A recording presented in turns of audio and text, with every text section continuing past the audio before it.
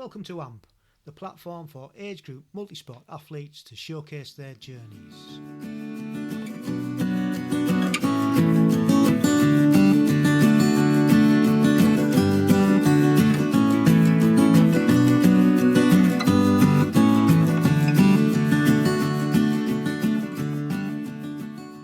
Welcome along to episode 53, and today's episode is brought to you by Presca Sportswear. And Presca create cycling, running and triathlon gear. So if you'd like to have a look at that, head over to their website, which is prescasportswear.com, and you'll see the most environmentally conscious sportswear that's probably available.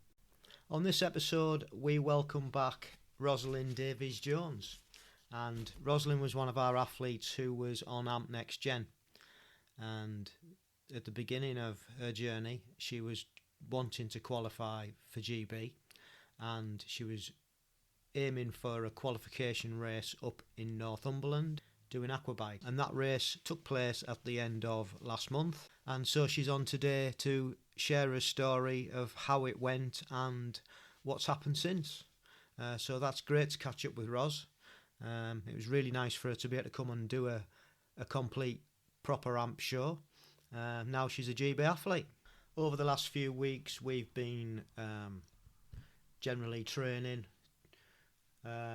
still having problems with my Achilles stroke calf, so I've not been doing a lot of running, and every time I do run, it sort of flares up again, and it's just really tight, so just persevering with it, lots of massages.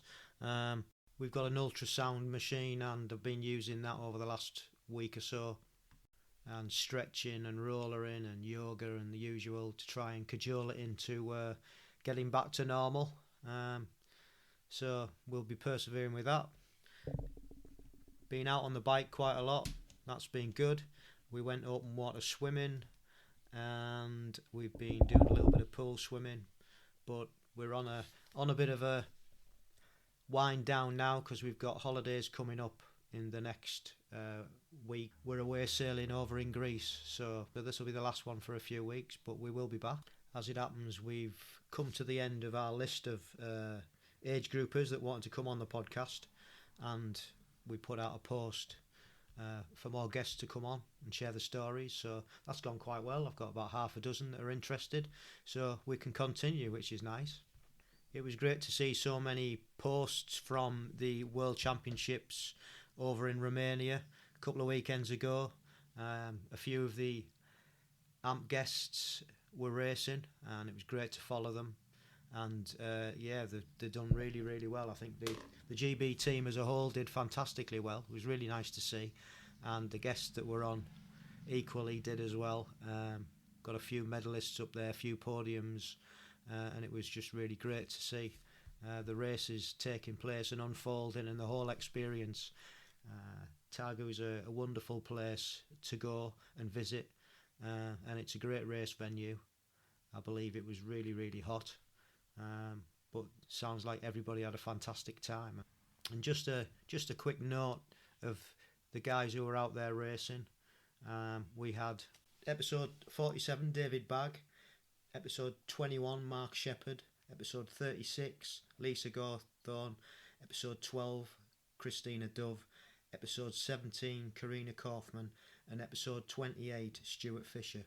They were all racing, and you can find them all on Facebook. You can find all the posts and all the news on Instagram, especially if you head over to age_group_news.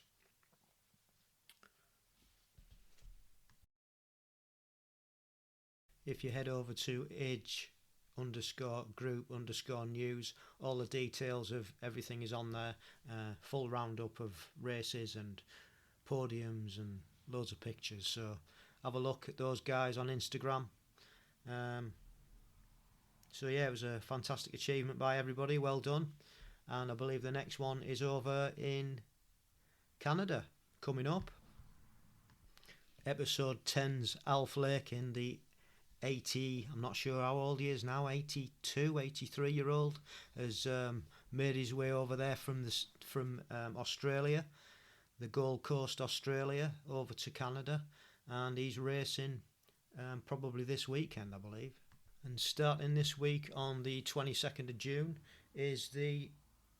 starting this week on the 22nd to the 26th of June, it's the World Mixed Relay and the Age Group World Sprint Distance Triathlon over in Montreal. And Alf Lakin, who was on episode 10, has just been posting some photographs of him flying from Australia to Montreal. And Alf, if you haven't heard his story, he's an Australian who's in his 80s, and so he's heading over there to race. So good luck, Alf. Smash it. I'm sure you will. I haven't heard of anybody else from the podcast that's racing as yet. So get in touch, guys, if you are racing over there, and let us know, and we'll keep everybody up to date. We've been watching a little bit of triathlon that was on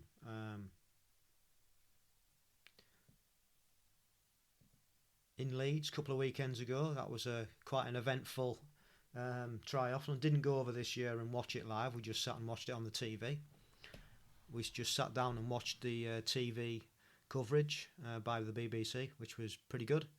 Not a great result for the British guys, both obviously Johnny Brownlee and Alex Yee had a crash caused apparently by Hayden Wild, so that didn't go to plan. But the ladies had a fantastic result. Georgia Tail Brown coming out on top, and Sophie Caldwell getting third. And they had the relays on as well, and the British team did quite well considering they were down 2 men, as Johnny and Alex weren't racing, but the replacement stepped up to the mark and they got a bronze, so fabulous. And the ladies and the mixed relay team finished with a silver. The ladies race, Georgia Taylor Brown finished with a silver and Sophie Caldwell got a bronze, so they were 2 good results. Congratulations to them. Great race to watch. Only beaten by Cassandra Beaugrand, the French athlete, who was absolutely flying. So that was all good. Been watching a little bit of cycling also. Lots been going on. Tour of Slovenia. Geraint Thomas just won the Tour of Switzerland, which was nice. And we've got a Tour de France coming up. So yeah, plenty to look forward to. Oh, plus the Diamond League as well. Don't forget about that. So yeah, loads of sport. It's what we like to watch. So anyway, on to the main event, and like I say, hope you enjoy Roz's story, and if you have heard the AMP Next Gen podcast that she's been doing for us, you'll know a little bit about her background, but if you haven't, you can head over to our website and catch up on those. But so she fills us in on her emotions and what it all means that she's finally done a race. She's finally done a qualifying race, and it's great story. So hope you enjoy. I'll see you on the other side. So how are you? All right, thank you. Yeah, I'm just had 2 busy weeks of work, so I'm on annual leave for a week now, so I'm very happy actually. Just gonna chill now. Yeah. Yeah, because obviously now you're gonna do a full episode for us, so that's great, because you are a GB athlete. Congratulations. So I don't know whether you want to start from the beginning and just talk us through, I guess, because we've done the AMP Next Gen, and anybody who's listened to that will know your backstory, but there'll be people who haven't. So I don't know whether you just want to put a few bit of meat on the bones and tell us a little bit about your backstory, and then tell us how it built up to the qualification race and what's happening since, and your feelings and emotions and all that sort of thing, because it's a brilliant thing that you've achieved. So I'd just like to say well done. Really chuffed to be part of that journey as well, to be honest, to watch it. So it depends on part of the journey, really, so thank you.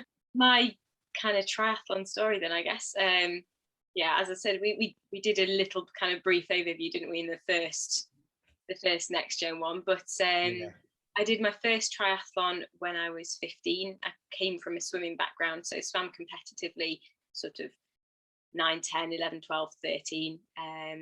And the training load kind of got too much, kind of 8, then the jump to 10 times a week. I decided at 13 that wasn't something that I wanted to give my life to. I knew I wasn't going to be an Olympian. Yeah. And then kind of continued swimming throughout my teenage years, started running a bit more, cycled kind of as a family, and my grandpa suggested that I enter a local sprint triathlon, which I did. And there's a horrific photo of me in bright pink like shorts and t-shirt and my cagoule, and I'm the least aero person that you could possibly be. And on my mountain bike, I got my quickest transition actually. I remembered my quickest transition ever was on that first triathlon in T2, because I was in trainers. So I just ran in, put the bike, and then ran out again. So I didn't have any shoe changes like that. I never managed to beat that time for the even though everything else has got quicker, the transition was still my fastest to date. And just kind of did a few pool-based sprint triathlons in the years following. And then when I went to university, joined the triathlon club there. And that was the first time that I'd trained running. Cycling, I still kind of just did, 1, maybe 2 cycles a week. I wasn't kind of serious on the cycling side, but trained the swimming. And it was the first time I'd kind of had a structured plan to the running. Were you in a club there, Ros, at the time? Were you in the university club? Yeah, the University Triathlon Club. Was that Durham? Yeah, it was up in Durham. Did you know Liv then? Liv French. Yeah. She, I kind of, we've spoken, we've messaged quite a bit, but I've never actually met her in person. Ah, right. I graduated in 2020. Yeah. And it was 2020, it was during the lockdowns that she kind of made the transition from tennis to cycling. So she's friends with a lot of my friends from the Tri Club before, and it'd be great to meet her. I was going to say go on a cycle with her up in the Pennines, but maybe so strong now. But yeah, so the Tri Club there was brilliant. And when I was in first year, there were quite a few kind of third and final year, fourth year athletes who were part of age group, and that was the first time that I heard of age group. Yeah. And was kind of in awe of these athletes who just seemed to know everything, and they were so fast at everything. And I was like, oh my word, can you imagine like having GBR on your tri-suit? That must be incredible. And it was very much like a pipe dream, like something I never thought I would get to that level of, mainly because my cycling was so weak. I considered myself very much a swimmer runner. Did kind of continued with the club. It was brilliant. It was one of the highlights, if not the highlight of my university experience, really. In final year, I was the performance squad captain, so kind of heavily involved in the club, the organisation, and kind of leading, mentoring, kind of to a certain extent, a group of kind of more select group of like super committed athletes. Unfortunately, my final year was cut short because of COVID, so never actually got to do booked races at the end of that. But loved the intensity of the training that I did in my final year. Yeah. And then during lockdown, my now husband Jamie is a keen cyclist, and he dragged me out on the bike a lot. So basically, over lockdown, I improved on the bike massively. Yeah. And swimming pools were closed, so the swimming went down. Continued running until I got injured, but since then, really, cycling is kind of the graphs have completely inverted, and now cycling is definitely my strongest. It's amazing, isn't it? How injury can put you down a different path, really. Yeah. And I think with you, because you've been swimming from such a young age, it's there, isn't it? You've got the technique and everything. It's never going to go away. You might just get a little bit slow, but that'll come back so quickly, won't it? As you've proved probably in your last race. So yeah, I think speak to a lot of people on this podcast, and because of certain injuries or life problems, that they don't stop. They just go on a different path like you've done. It's amazing. Yeah, one of the great things about triathlon is that there's 3 to choose from at least. So if you can't do one, there's at least 1 or 2 others that you can exactly do. Yeah, it didn't stop us in lockdown, did it? that was kind of what I did over lockdown, really. And my cycling, when we moved, so we lived just outside Loughborough, so a lot of very talented athletes around here. Strava is really if I get a top 10, I'm over the moon. But started to cycle with a couple of groups around here, not clubs officially, but just kind of 2 different groups twice a week. And riding in groups has helped me massively, pushed me, and I've just kind of over the last couple of years, the last 2 years really, I've just developed and grown so much stronger as a cyclist. And then heard of this podcast. It was actually through Liv. She shared something about the podcast when she was on it, and I thought, you know what, that sounds cool, I'll check it out. And that was when you were looking for somebody who was, you're like, okay, are there any age group or any athletes who would like to qualify for age group? And I had a little look on the triathlon website. I haven't properly run since November. Found an Aqua Bike, and then was like, you know what, I'll just give it a go. So it was terrifying, really, because my swimming was not up to where I wanted it to be, but I knew my cycling was strong. So I was like, well, there's only 2 sports. It's one that I've got to work hard at. The other one I've just kind of got to maintain. And the podcast really gave me the motivation to train and to go for it. And I'm so chuffed that I did. Yeah. I mean, it's with everything that you went through as well, with the crash. You know what I mean? Which we'll come on to, and then work. Obviously, everybody's got that to contend with, and you seem to be away quite a lot, and so it's everything that you've dealt with and gone through to get to where you've got and to achieve what you've achieved is pretty. It just shows that with that tenacity that you've got, it's achievable, isn't it? Yeah, thank you. That's very kind. Yeah, one of the main kind of doubts that I had were, I'm not part of a club, I don't have a coach, and I haven't got all the fancy electronic gear kind of thing. I was very kindly given a Garmin a couple of months ago, so just to have my speed and given a heart rate monitor strap, so to have my speed and to have my heart rate, that was amazing to actually see what I was doing as I was riding. But other than that, I don't have any kind of fancy equipment or anything like that. I haven't got a clue what my watts are or anything like that. So it was, without anybody telling me a structured training plan, I kind of devised one myself, mainly based on what I could do in terms of availability with work and other commitments. I was like, is it going to be possible?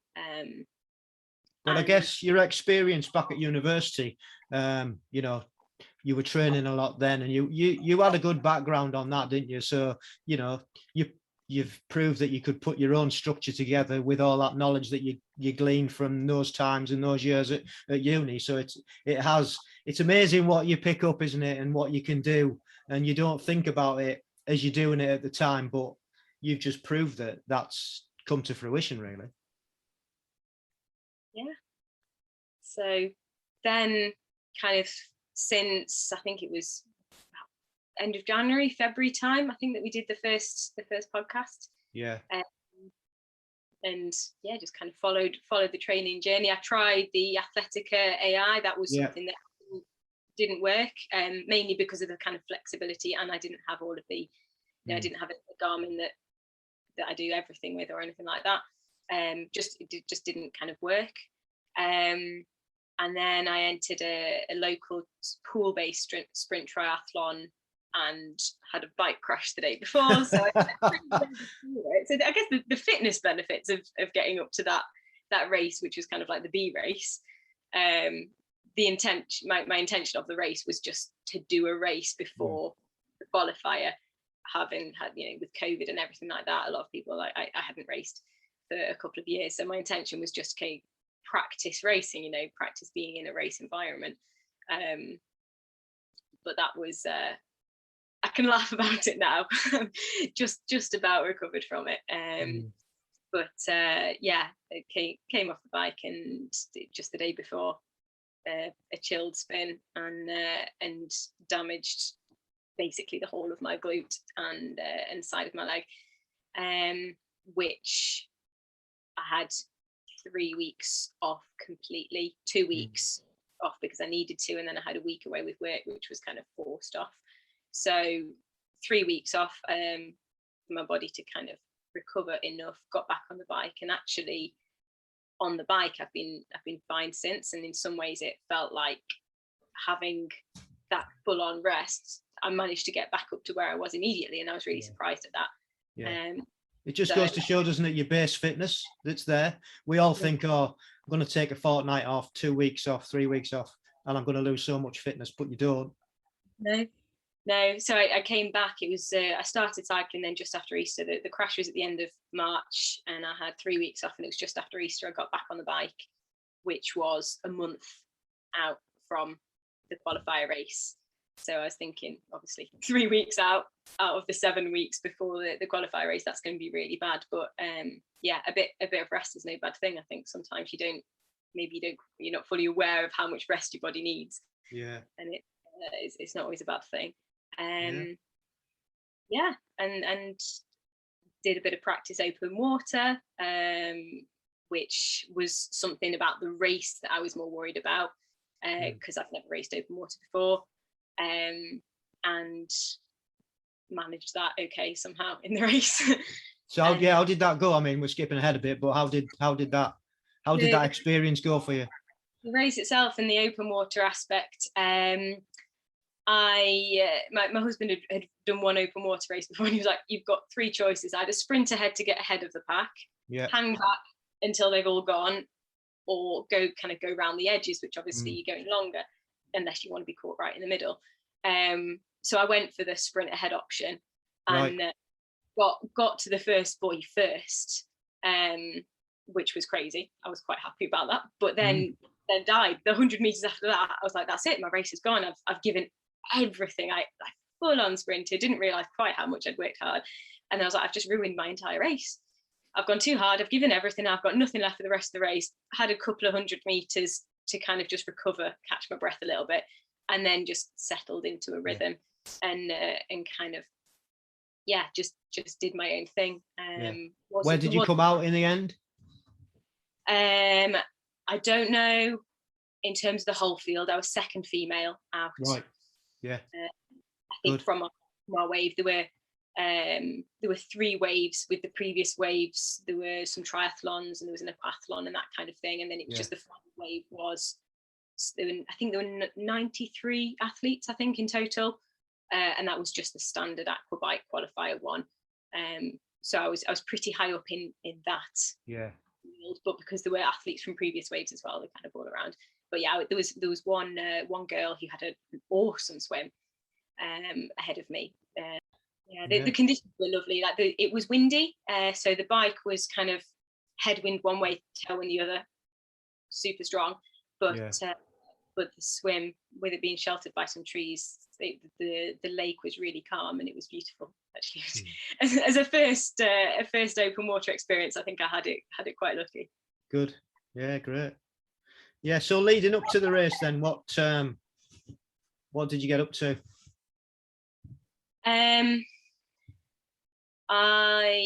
My kind of specific race preparations were, I did the open water. I did a few open water swims, and then the week before I did a kind of race simulation, really, at a local open water venue, and got straight out onto the bike, and then did the 40k effort, and that was really good. That was really good to just have it in my head. Okay, I know I can do this. I know what I can push. I know what I can do on the bike, having done a swim previously, and because I hadn't had the race, to have that practice of transition was really helpful as well.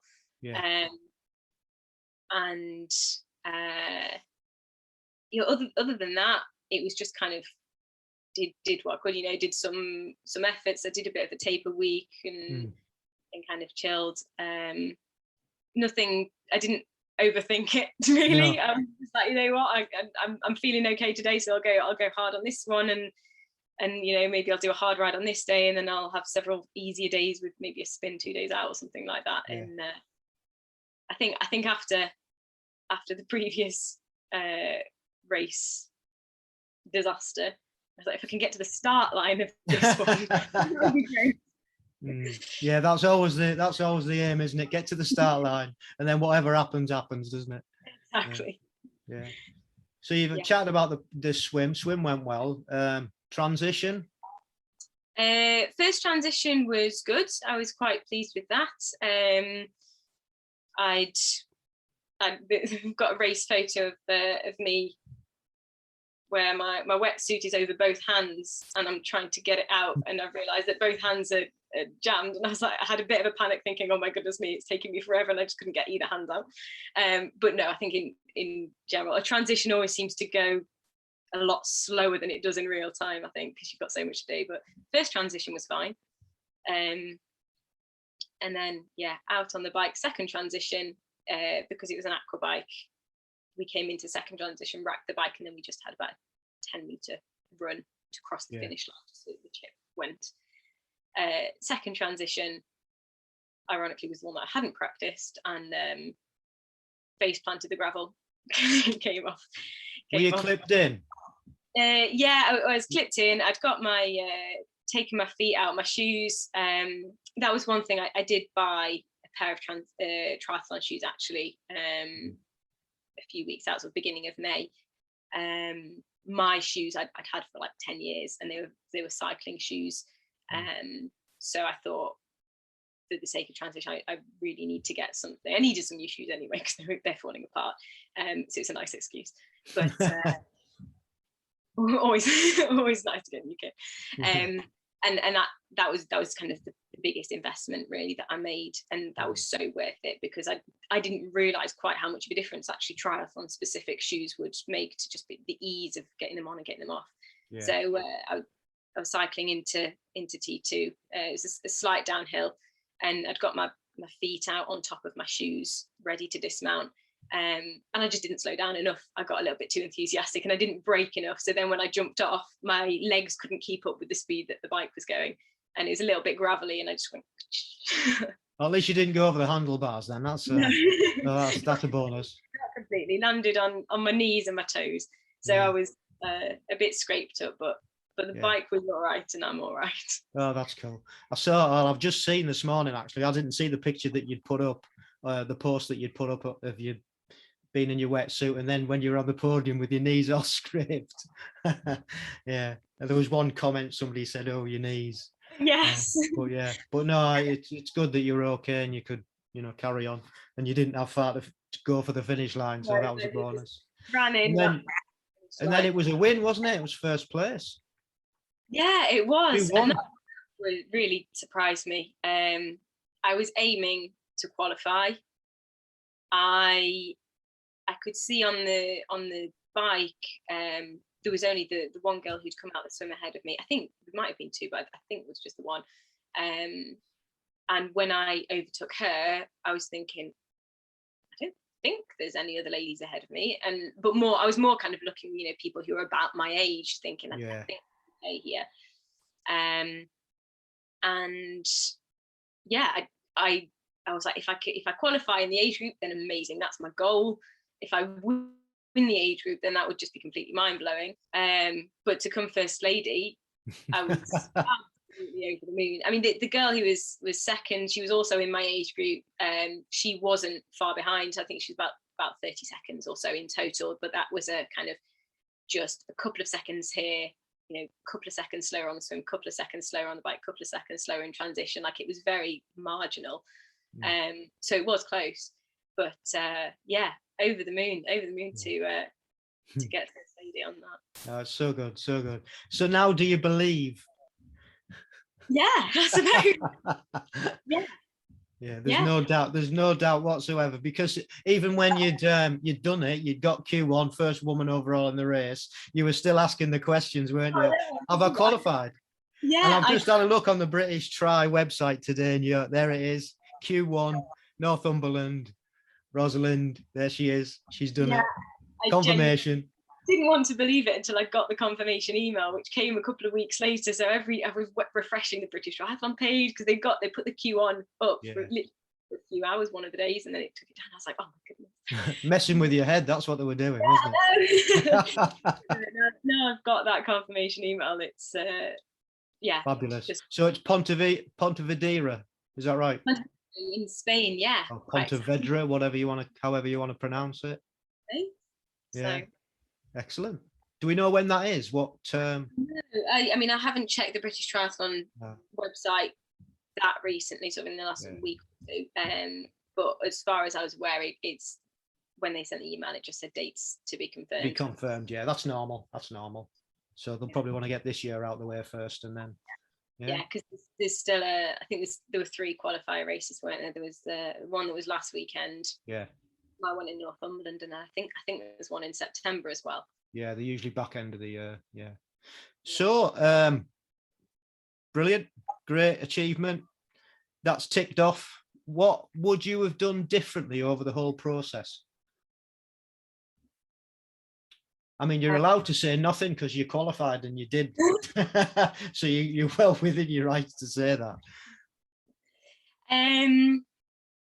I think I did all of the key things that I needed to.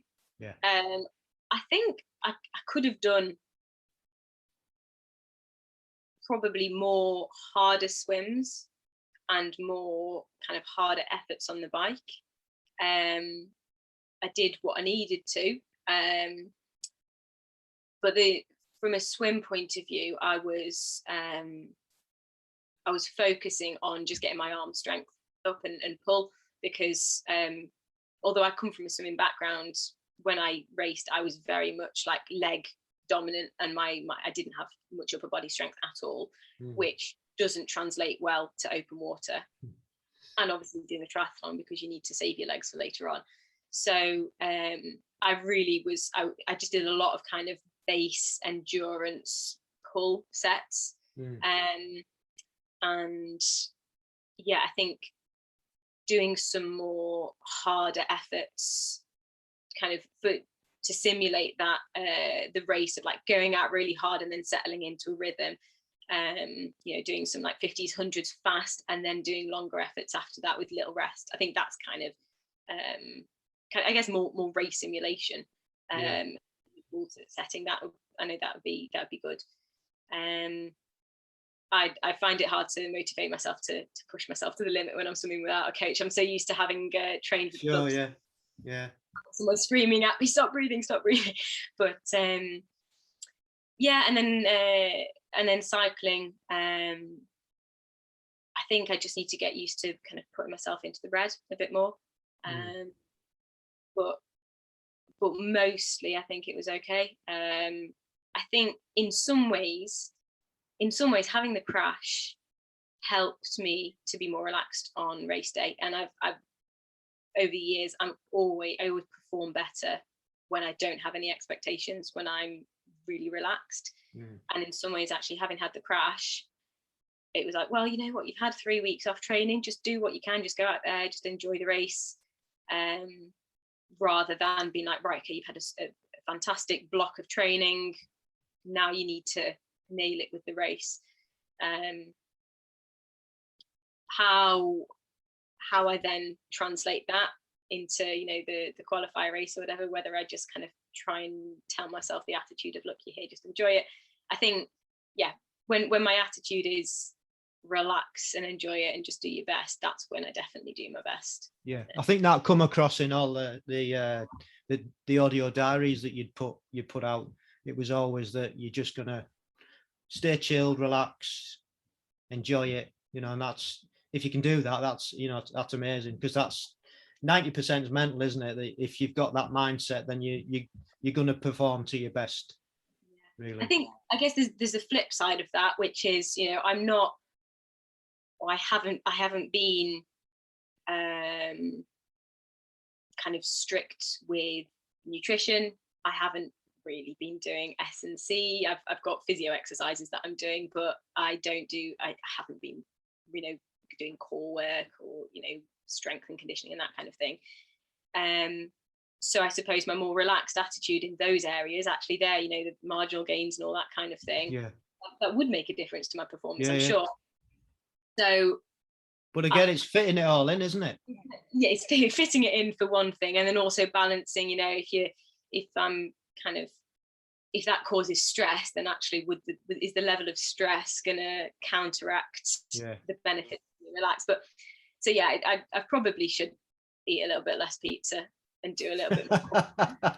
Drink a little less wine. No, it's your job. What an excuse. When your job is drinking wine, it's quite hard to cut out the alcohol. Yeah, it is, isn't it? Yeah. What an excuse. Yeah, I know. I do try not to drink too much. It's generally don't really drink at home, because if I'm going to be drinking alcohol, it's in the work environment. Yeah, so it's a busman's holiday then, isn't it? It's brilliant. That's really cool.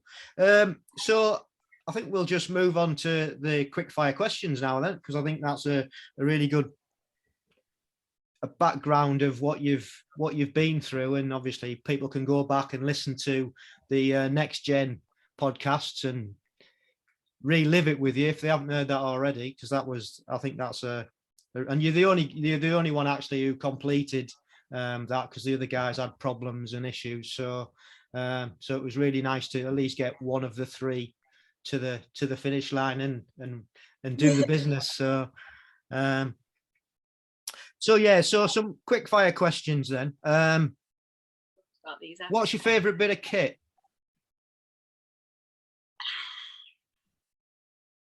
I've got to say my bike.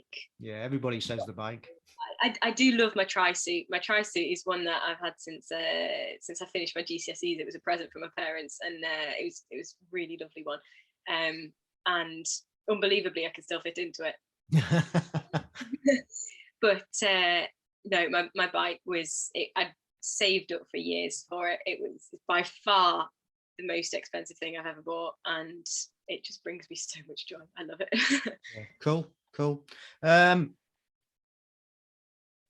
I know you're not coached, but what resources have you used over these last few months to get to, it could be listening to podcasts, it could be books, it could be YouTube videos. What have you used, or what do you tend to use? I listen to the podcast from a motivation point of view and inspiring stories, listening to what other athletes have done. That's definitely up there. GCN in kind of particularly earlier in the year, in the winter, GCN videos. I don't have Zwift, so I use the GCN training stuff. That's what I used before I got onto Zwift. It was invaluable, actually. I just had a bog standard turbo, wasn't linked in, and then just went on there and used there, and it was brilliant. So for anybody who hasn't got all the new fandangle kit that we've got these days with Zwift, that's the place to go, GCN. Yeah, that's what I do. And then as simple as it sounds, Strava, because we live in an area where there are so many high level athletes, particularly women. I've got Sophie Caldwell, Olivia Matthias, and all that. They ride the same roads. Got like Frankie Hall and all of the Loughborough Lightning people around here. So just kind of looking at what they do and aiming to get somewhere slightly close. That's a great resource. I've never had that answer before. That's really cool. And then I guess finally, what are your short and your long-term goals? Short-term goals, really, I suppose, is the next. If I'm looking at the next year, I want to do really well. I want to make the most of this next year. Having qualified, I want to make the most of the opportunity and do well. I mean, I have no idea whether I am good enough to podium at the Worlds. Like Worlds is very different to just like a little race Wimbledon even. So just do the best I can and be satisfied with that performance. Long term, if my running lets me, it would be good to try the triathlon side of things. Obviously, kind of injury is preventing that at the moment. But I'd love to do some longer distance stuff, 70.3s, and maybe Ironmans. But I love half marathon running distance, so to do 70.3s, that would be really cool.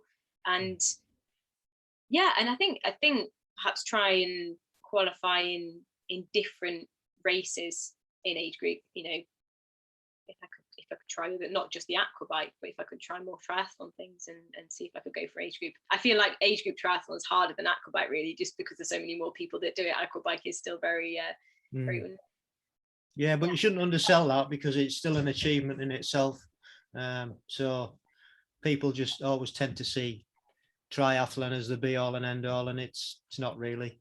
That's why we love multisport, because it's not everybody can run, not everybody can bike, and not everybody can swim. So it's access for all, isn't it? And then to be able to do that for your country as well is just great. So yeah, but yeah, you've got plenty of years ahead, and I'm sure you'll smash it, because you've got that. I think you've got a great attitude, and it's been lovely to follow your progression and just see you achieve your goals. It's just really, really nice. So thank you very much. Thank you for the opportunity and the motivation to get me there in the first place. So yeah, without the podcast, I wouldn't have gone for it. So really great. That's great. I'm really, really pleased about that. So yeah, it's been, like I said, it's been really nice to meet you, and yeah, just keep listening to the podcast. We need all the help we can get. Keep promoting it for us, because that's great as well. I noticed your little note in your Instagram post, which is much appreciated. So thank you ever so much for your time this morning. Lovely to see you. Yeah, we'll see you soon. Great, thank you. Thanks. Cheers. Bye bye. Well, that was great to catch up with Ros and hear how she fared and how she's got on since, and all the emotions in between. So it was really nice to have a chat again, and really nice to get her on a full episode of the podcast, because she's earned it. Yeah, we'll be following her with interest over the years coming. I'm sure she's going to smash it, whatever she does. She's got that steely determination and love of the sport. So good luck with everything, and yeah, we'll be keeping an eye out. And like I said earlier, we are on the lookout for new guests, and I would imagine at some point we'll be doing another AMP Next Gen. Try and get some newbies who want to try and qualify for age group, follow their journeys again and see what happens. Thought it was quite a good format, so we will definitely be doing that again. And if you want to come on the podcast, share your story, just get in touch. Or if you know anybody who's got a great story and think it would make a great podcast, just tell them to get in touch, and they can do that by sending us an email at agegroupmultisportpodcast@gmail.com. We're on Instagram at amp_1967, so if you're on there, just drop us a DM.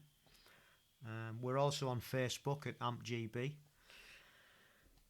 We're on Twitter at Age Group Multisport Podcast, and we have our own YouTube channel, which is AmpGB. And all the previous podcasts you can find on your favourite podcast platform: Spotify, Apple Podcast, Amazon. They're all on there. Alternatively, you can go to our website, which is agegroupmultisportpodcast.buzzsprout.com, and again, you'll find them all on there as well. So yeah, if you've got any questions or whatever, just send us some sort of message. It would be great if you could like our pages, whichever format that you follow on. Subscribe, because that does really help to get us out to more like-minded people, and much appreciated. Give us a rating, give us a comment, whatever. Get in touch. And that's it for a few weeks as we get off on holiday, have a break. And we shall see you when we come back, and hopefully we'll have another guest on, and we can continue this journey and this process, because we really do enjoy doing it. So thank you for listening once again. Hope you have a good few weeks, and all those racing over in the World Champs in Canada, hope you smash it and have a great time. So, and don't forget, stay safe, keep training, and love the process.